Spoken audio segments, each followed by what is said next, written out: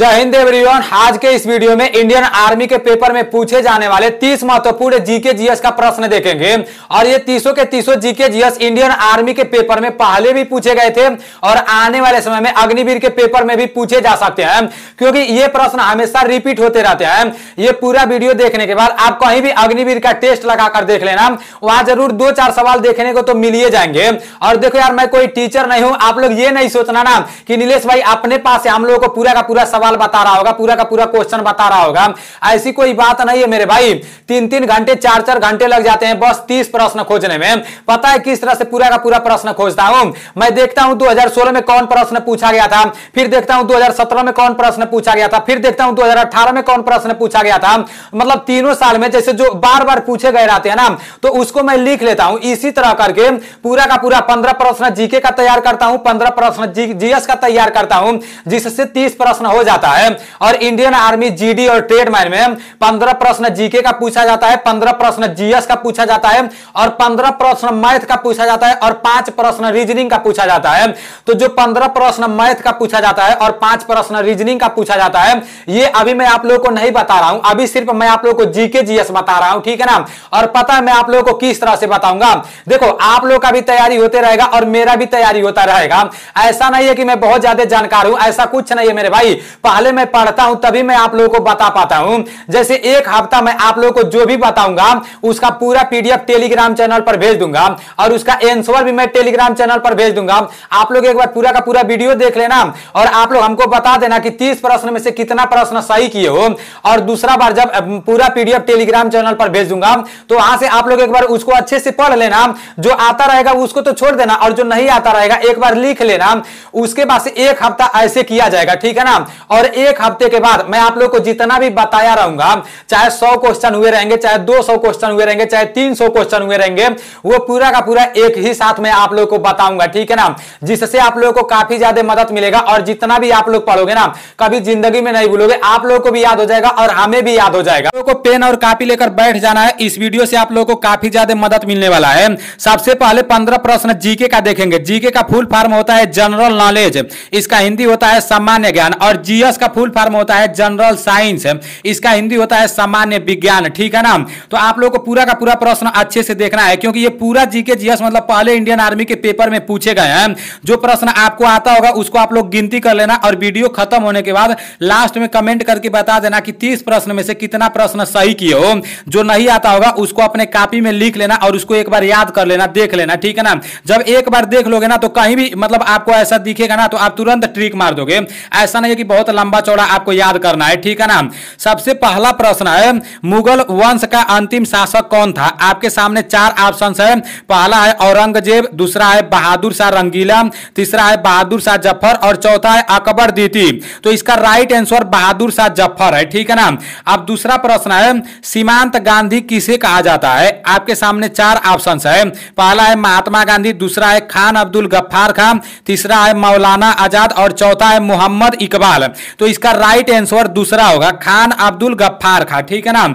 अब नेक्स्ट प्रश्न है, किसने कहा आजादी मेरा जन्म सिद्ध अधिकार है? ये तो सभी लोगों को पता होना चाहिए, क्योंकि ये प्रश्न भी बहुत बार पूछा गया है। आप लोग देख लेना, ठीक है ना। ये बहुत जगह देखने को मिल जाता है। आपके सामने 4 ऑप्शंस है। पहला है गोपाल कृष्ण गोखले, दूसरा है लोकमान्य तिलक, तीसरा है वीर सावरकर और चौथा है राम प्रसाद बिस्मिल।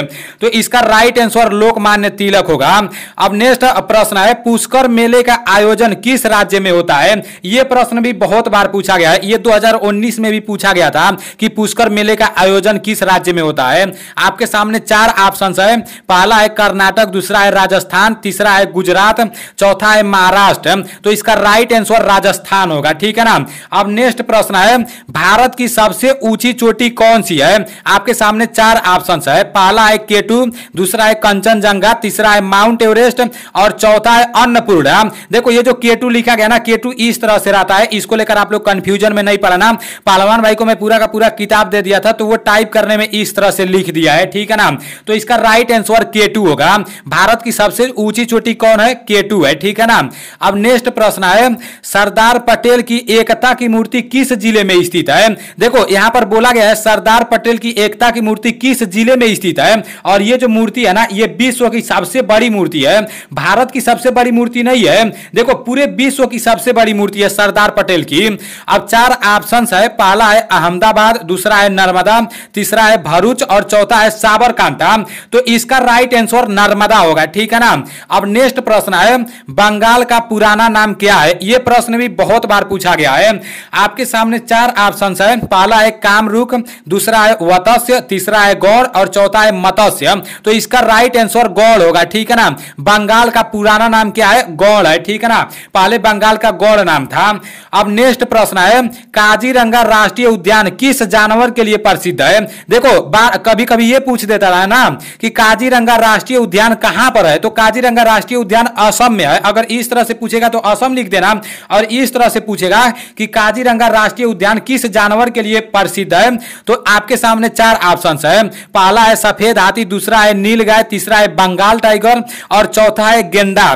तो इसका राइट आंसर गेंडा होगा, ठीक है ना। काजीरंगा राष्ट्रीय उद्यान गेंडा के लिए प्रसिद्ध है और यह असम में है, ठीक है ना। अब नेक्स्ट प्रश्न है, भारत में लौह पुरुष किसे कहा जाता है? आपके सामने 4 ऑप्शंस है, और देखो यह प्रश्न भी बहुत बार पूछा गया है। पहला है सुभाष चंद्र बोस, दूसरा है लोकमान्य तिलक, तीसरा है सरदार पटेल और चौथा है गोविंद बल्लभ पंत। तो भारत में लौह पुरुष किसे जाना जाता है? Lokmanya Tilak is right answer, ठीक है ना। प्रश्न है, भारत के झंडे का लंबाई तथा चौड़ाई का अनुपात क्या है? देखो यह प्रश्न भी बहुत बार पूछा गया है और यह हम सभी लोगों को जानना बहुत जरूरी है। सबसे पहला ऑप्शन है 2:3, दूसरा है 3:2, तीसरा है 3:4 और चौथा है 3:5। तो इसका राइट आंसर 3:2 होगा, ठीक है ना। भारत के झंडे की लंबाई और चौड़ाई कितना है? 3:2, ठीक है ना। अब नेक्स्ट प्रश्न है, संयुक्त राष्ट्र का मुख्यालय कहां पर है? यह प्रश्न भी बहुत जगह पूछा जाता है। यह तो एनसीसी में भी पूछा जाता है और पहले आर्मी में भी पूछा गया है। इसमें भी 4 ऑप्शन है, पहला है वाशिंगटन, दूसरा है पेरिस, तीसरा है लंदन और चौथा है न्यूयॉर्क।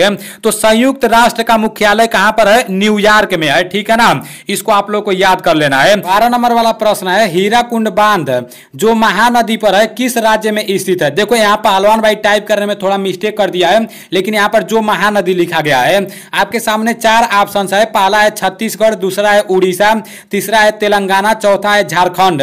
तो इसका राइट आंसर उड़ीसा होगा, ठीक है ना। अब नेक्स्ट प्रश्न है, भारत के किस खिलाड़ी को पहला राजीव गांधी खेल रत्न पुरस्कार दिया गया? आपके सामने 4 ऑप्शन है, पहला है कपिल देव, दूसरा है विश्वनाथ आनंद, तीसरा है सचिन तेंदुलकर और चौथा है पीसी उषा। तो इसका राइट आंसर विश्वनाथ आनंद होगा। विश्वनाथ आनंद जी को पहला राजीव गांधी खेल रत्न पुरस्कार दिया गया था। अब नेक्स्ट प्रश्न है, बांग्लादेश स्वतंत्र देश के रूप में अस्तित्व में कब आया? आपके सामने 4 ऑप्शन है, पहला है 1947, दूसरा है 1971, तीसरा है 1991 और चौथा है 1965। तो ये बहुत बार ये भी पूछा गया है भाई, और ये बहुत सारे लोगों को पता भी होगा। इसका राइट आंसर 1971 होगा। अब प्रश्न है, महिलाओं के लिए निम्न में से किसमें स्थान आरक्षित है? देखो यहाँ 3 लिखा गया है, ये मैं ही टाइप किया हूं, यहाँ निम्न होगा, ठीक है ना। तो आपके सामने ये 4 ऑप्शन दिए हैं, पहला है लोकसभा, दूसरा है राज्यसभा, तीसरा है विधानसभा और चौथा है पंचायती राज। तो इसका राइट आंसर पंचायती राज होगा। अब देखो 15 प्रश्न आपके जीके के खत्म हो चुके हैं। जीके मतलब जनरल नॉलेज के, ठीक है ना। अब आपके 15 प्रश्न जीएस के आएंगे। जीएस मतलब होगा सामान्य विज्ञान। इसका देख लेते हैं। जीएस में 16 नंबर वाला प्रश्न है, लोहे का शुद्धतम रूप क्या होता है? आपके सामने 4 ऑप्शन है, पहला है ढलवा लोहा, दूसरा है पिटवा लोहा, तीसरा है इस्पात और चौथा है इनमें से कोई नहीं। तो इसका जो राइट आंसर है ये पिटवा लोहा होगा। अब 17 नंबर वाला प्रश्न है, माचिस में कौन सा पदार्थ उपयोग किया जाता है? सामने 4 ऑप्शन है, पहला है Na, दूसरा है Mg और तीसरा है सफेद फास्फोरस और चौथा है लाल फास्फोरस। तो इसका राइट आंसर लाल फास्फोरस होगा। माचिस में कौन सा पदार्थ उपयोग किया जाता है? लाल फास्फोरस उपयोग किया जाता है। अब नेक्स्ट प्रश्न है, पानी का क्वथनांक कितना होता है? पहला ऑप्शन है 80 डिग्री सेल्सियस, दूसरा है 90 डिग्री सेल्सियस, तीसरा है 97 डिग्री सेल्सियस और चौथा है 100 डिग्री सेल्सियस। तो इसका राइट आंसर 100 डिग्री सेल्सियस होगा। अब नेक्स्ट प्रश्न है, सोडियम सोडियम बाइकार्बोनेट का घरेलू नाम क्या है? आपके सामने चार ऑप्शंस है। पहला है कपड़े धोने का सोडा, दूसरा है खाने का सोडा, तीसरा है साधारण सोडा और चौथा है इनमें से कोई नहीं। देखो ये प्रश्न भी बहुत बार पूछा गया है, कभी कभी पूछ देता है सोडियम बाइकार्बोनेट का सूत्र बताओ, कभी कभी पूछ देगा कि सोडियम बाइकार्बोनेट का मतलब घरेलू नाम क्या है। तो इसका जो राइट आंसर है ये होगा खाने का सोडा, ठीक है ना। अब नेक्स्ट प्रश्न है हंसाने वाली गैस का क्या नाम है? तो ये प्रश्न भी बहुत बार पूछा गया है और ये कॉमन प्रश्न है, ये मतलब कहीं भी देखने को मिल जाएगा, तो ये आप लोग को याद कर लेना है। हंसाने वाली गैस का क्या नाम है? आपके सामने चार ऑप्शन दिया गया है। पहला है नाइट्रिक ऑक्साइड, दूसरा है नाइट्रस ऑक्साइड, तीसरा है कार्बन मोनोऑक्साइड और चौथा है बेग। तो इसका जो राइट आंसर है वो नाइट्रस ऑक्साइड हो जाएगा, ठीक है ना। इसको लेकर कंफ्यूजन में पड़ जाएंगे, आप लोगों को कंफ्यूजन में पड़ने की जरूरत नहीं है। अब नेक्स्ट प्रश्न है ग्लूकोज का रासायनिक सूत्र क्या है? यह भी बहुत बार पूछा गया है। पहला प्रश्न है C2H5OH और 6H12O6 और तीसरा है CH3COOH और चौथा है इनमें से कोई नहीं। तो इसका जो राइट आंसर है C6H12O6 है, ठीक है ना, दूसरा नंबर वाला सही है। अब 22 नंबर वाला प्रश्न है कार्बन का अपरूप इनमें से कौन सा है? ये देखो थोड़ा कठिन प्रश्न है, तो आप लोग सोच रहे होंगे ये कहां से आ गया। अरे मेरे भाई आप लोग किताब उठाकर देख लेना, ठीक है ना। कार्बन का अपरूप इनमें से कौन सा है? देखो पहला है फ्लोरीन, दूसरा है ग्रेनाइट और तीसरा है हीरा और चौथा है इनमें से कोई नहीं। इसका राइट आंसर हीरा होगा। अब नेक्स्ट प्रश्न है निम्न में से कौन से पदार्थ गर्म करने पर रासायनिक परिवर्तन होते हैं? आपके सामने चार ऑप्शंस है। पहला है नमक, दूसरा है मिट्टी, तीसरा है लेड नाइट्रेट और चौथा है प्लेटिनम की तार। तो इसका जो राइट आंसर है वो आपका लेड नाइट्रेट हो जाएगा, ठीक है ना। अब नेक्स्ट प्रश्न है 24 नंबर वाला कैल्शियम कार्बोनेट का रासायनिक सूत्र क्या है? आपके सामने चार ऑप्शंस है। पहला है CA2CO3 और दूसरा है CaCO3 और तीसरा है CaCO और चौथा है इनमें से कोई नहीं। तो इसका जो राइट आंसर है CaCO3 है, ठीक है ना।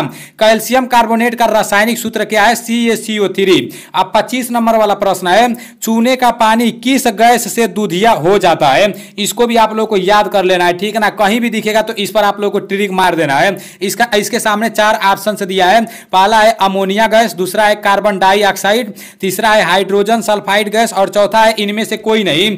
तो इसका जो राइट आंसर है वो होगा कार्बन डाइऑक्साइड। कार्बन डाइऑक्साइड की वजह से चूने का जो पानी होता है वो मतलब दूधिया हो जाता है, ठीक है ना। 26 नंबर वाला प्रश्न है निम्न में मार्स गैस कौन सी है? ये भी बहुत बार पूछा गया है। आपके सामने चार ऑप्शंस है। पहला है C2H2, दूसरा है CH4, तीसरा है CO और चौथा है H2S। तो इसका जो राइट आंसर है H4 है। तो इसको भी आप लोग को याद कर लेना है कि मार्स गैस का सूत्र क्या है, ठीक है ना। अब 27 नंबर वाला प्रश्न है ओजोन परत की कमी किस ऑक्साइड के कारण होती है? आपके सामने चार ऑप्शंस है। पहला है कार्बन, दूसरा है फास्फोरस, तीसरा है नाइट्रोजन और चौथा है इनमें से कोई नहीं। तो इसका राइट आंसर नाइट्रोजन होगा, ठीक है ना। अब नेक्स्ट प्रश्न है 28 नंबर वाला राजस्थानी अभिक्रिया की दर कौन से पदार्थ परिवर्तित कर देती है? आपके सामने चार ऑप्शंस है। पहला है अम्ल और दूसरा है उत्प्रेरक, तीसरा है क्षार और चौथा है इनमें से कोई नहीं। तो इसका जो राइट आंसर होगा वो उत्प्रेरक होगा, ठीक है ना। अब 29 नंबर वाला प्रश्न है वायु में नाइट्रोजन कितने प्रतिशत होते हैं? यह भी बहुत बार पूछा गया है और यह सभी लोगों को आना बहुत अनिवार्य है क्योंकि बहुत सारे लोग पूछते भी रहते हैं कि वायु में कितना प्रतिशत नाइट्रोजन है। आपके सामने चार ऑप्शन है। पहला है 21%, दूसरा है 78% और तीसरा है 0.3% और चौथा है 0.1%। तो इसका राइट आंसर 78% होगा। लास्ट वाला तीसरा नंबर वाला प्रश्न है TNT विस्फोट किससे बनाया जाता है? बहुत सारे लोग तो पहली बार TNT का नाम सुन रहे होंगे, TNT के बारे में उन लोगों को कुछ भी नहीं पता होगा, तो टेंशन लेने की जरूरत नहीं है। मुझे भी TNT के बारे में कुछ भी नहीं पता है, लेकिन यह प्रश्न बहुत बार पूछा गया था, इसलिए मैं आप लोगों के सामने इस प्रश्न को लेकर आया हूं। आप लोगों के सामने चार ऑप्शन है। पहला है थैलिक अम्ल, दूसरा है टोलिन और तीसरा है थोरियम और चौथा है फिनाल। राइट आंसर टोनिल होगा। इसको आप लोग को याद कर लेना है। जहां भी दिख जाएगा TNT विस्फोट विस्फोट किससे बनाया जाता है? तो टोनिल पर बिना सोचे समझे ट्रिक मार देना है, ठीक है ना, इसको अपने दिमाग में चढ़ा लेना। टीएनटी और टोनिल नाम से ही मिल रहा है, टीएनटी और टोनिल, ठीक है ना।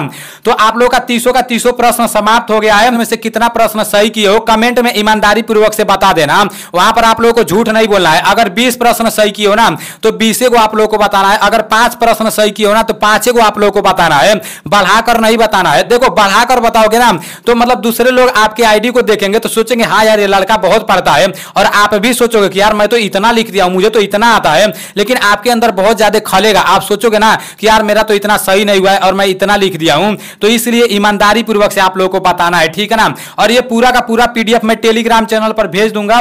टेलीग्राम चैनल नीलेश ब्लॉग के नाम से है। अभी इस टाइम मैं आप लोगों को पूरा पीडीएफ दे रहा हूं और शाम को इसका आंसर शीट भी दे दूंगा। आप लोग एक बार दोहरा लिए हो और मतलब एक बार अभी जब शाम को मैं आप लोग को इसका आंसर शीट दूंगा तो वहां से आप लोग एक बार देख लेना, ठीक है ना, जिससे आप लोग का पूरा दिमाग में ये चढ़ जाएगा। फिर संडे को जब मैं पूरा प्रश्न एक ही बार कराऊंगा तो बिना सोचे समझे मैं बताऊंगा, मैं पूछूंगा मुगल वंश का अंतिम शासक कौन था तो आप तुरंत बोल दोगे कि बहादुर शाह जफर था। मतलब जो मैथ भी बताऊंगा टेंशन नहीं लेना, ठीक है ना। मैथ का 15 प्रश्न आते हैं और 5 प्रश्न रीजनिंग का आते हैं, तो ये भी मैं आप लोगों को बताने का कोशिश करूंगा। आप लोगों का भी तैयारी होते रहेगा और मेरा भी तैयारी होते रहेगा। चलो ठीक है, मिलते हैं अगले वीडियो में। जय हिंद, वंदे मातरम। आज का क्लास कैसा लगा है कमेंट में ये भी बता देना, ठीक है ना।